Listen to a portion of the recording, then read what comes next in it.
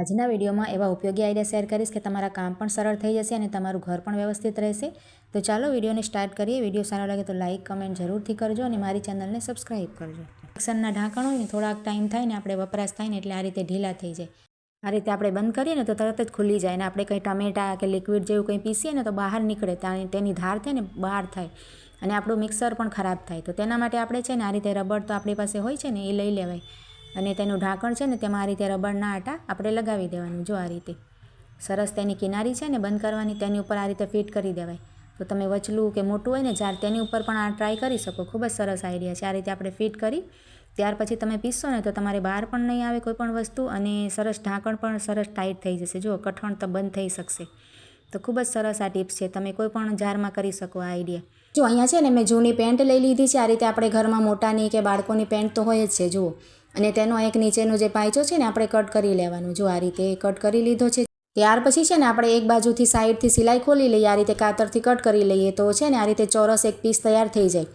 તમે એની જગ્યાએ બીજો કોઈ કોટનનો આપણે બેડશીટનો કે તમારે જે પણ કાપડ લેવું હોય ને આ રીતે ચોરસ પીસ લઈ લેવાય. ત્યાર પછી પણ આપણે છે ને એક જૂનું ટોવેલ અહીંયા લઈ લઈશું. જો હાથ લૂછવાના જે નેપકિન હોય છે ને તે આપણે અહીંયા જૂનું લઈ લઈશું, આપણે જે ઉપયોગમાં ન લેતા હોઈએ તેવું.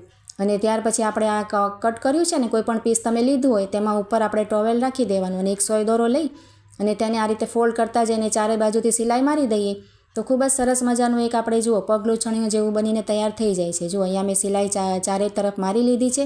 તમે મશીન ઉપર પણ કરી શકો અને હાથેથી પણ કરી શકો. તો આઈડિયા સારો લાગ્યો હોય તો લાઇક કરજો અને કમેન્ટ દ્વારા જરૂરથી જણાવજો. ત્યાર પછી છે ને અહીંયા મેં ટીશ્યુ પેપર થોડાક લઈ લીધા છે. તો આપણે ઘરે ક્યારેક મહેમાન આવવાના હોય કે પછી આપણે નાની મોટી પાર્ટી કે જમવાનું રાખ્યું હોય ને તો આપણે આ રીતે ટીશ્યુ પેપર રાખતા હોય તો તેને સેટ કરવાની હું તમને ખૂબ જ સરસ એક આઈડિયા બતાવું છું. તમને ખૂબ જ ગમશે અને તમારું ઘર પણ એકદમ સુંદર લાગશે. તો જો આ રીતે આપણે એક પ્લેટ ઉપર આ રીતે ગ્લાસ રાખી લેવાય. કોઈ પણ ગ્લાસ તમે રાખી શકો અને આ રીતે એક ટીશ્યુ પેપર લેવાનું અને તેની જે આ રીતે ત્રિકોણ તેની સાઈડ છે ને તમે જોઈ શકો છો મેં બતાવ્યું એ રીતે આપણે ગ્લાસ ઉપર એક ટીશ્યુ પેપર આ રીતે સેટ કરવાનું. ત્યાર પછી બીજું લઈ લેવાનું અને તેને થોડુંક આ રીતે મૂકી અને બીજું આપણે સેટ કરવાનું. આ રીતે આપણે સેટ કરતા જવાનું. જો આ રીતે હું ત્રીજું પણ સેટ કરીને બતાવું છું.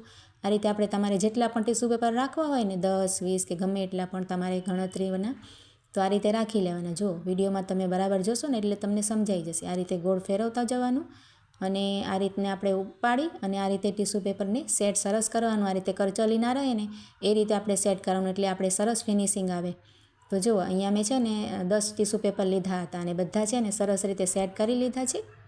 જો આ રીતે રેડી થઈ જાય ને ત્યાર પછી છે ને આપણે આ ગ્લાસ આપણે સેટ કર્યો છે તેને ઊંધું કરી નાખવાનું. જો આ રીતે પ્લેટમાં આપણે ઊંધું કરી દેવાનું. તો તમારે ખૂબ જ સરસ સુંદર ડિઝાઇન બનીને તૈયાર થઈ જશે. જુઓ તમારે ગમે એટલા પણ ટીશ્યુ પેપર આ રીતે તમે સેટ કરશો ને તો મહેમાનોને પણ ખૂબ જ ગમશે અને આપણું પાર્ટી કે જમવાનું હોય ને તો આ રીતે સેટ કરી શકાય. ખૂબ જ સરસ લાગે. જો અને આ રીતે કોઈ પણ ઉપાડે ને હાથ લૂછવા માટે તો એક જ આવે. જો આ રીતે એક એક આપણે કોઈ પણ ઉપાડતા જાય તો ખૂબ જ સરસ આપણે આઈડિયા છે. તમારે જરૂરથી ટ્રાય કરજો અને ખૂબ જ બધાને ગમશે.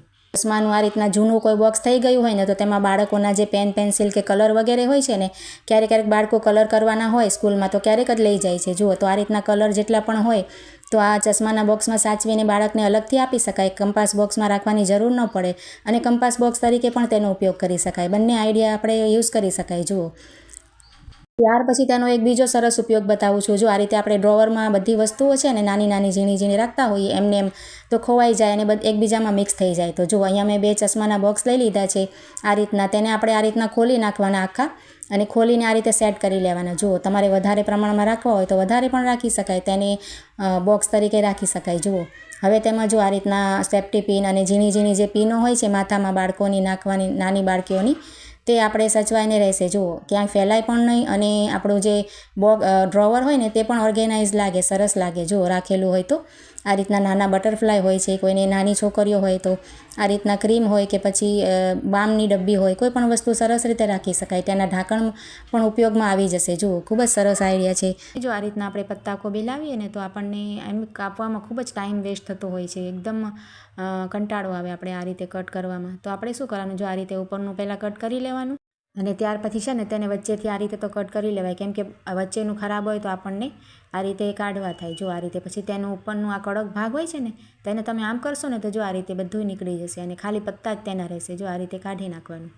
ત્યાર પછી જો આ રીતે આપણે છે ને તેના કટકા કરી લેવાના અને આપણી પાસે આ રીતે ગ્લાસ હોય ને ધારવાળું ગ્લાસ આપણે લઈ લેવાય. જુઓ તેનાથી જો ગ્લાસથી તમે જો આ રીતે કેવી સરસ રીતે અને ફટાફટ કોબીજ તમારી છે ને સરસ ઝીણી કપાઈ જશે. આ રીતે તમે કરશો ને પ્લેટ રાખવાની નીચે અને આ રીતે જો ધારદાર ગ્લાસ વડે હું તમને કાપીને બતાવું છું કેવી સરસ થોડીક જ વારમાં તમારી છે ને કોબી સરસ રીતે ઝીણી ઝીણી કપાઈ જશે. આપણે છરીથી કાપીએ ને તો ખૂબ જ વાર લાગે, પણ આ રીતે આપણે કટ કરીએ તો થોડીક જ વારમાં આપણે 2-3 મિનિટમાં જ તમારે ગમે એટલી કોબી કપાઈ જાય છે.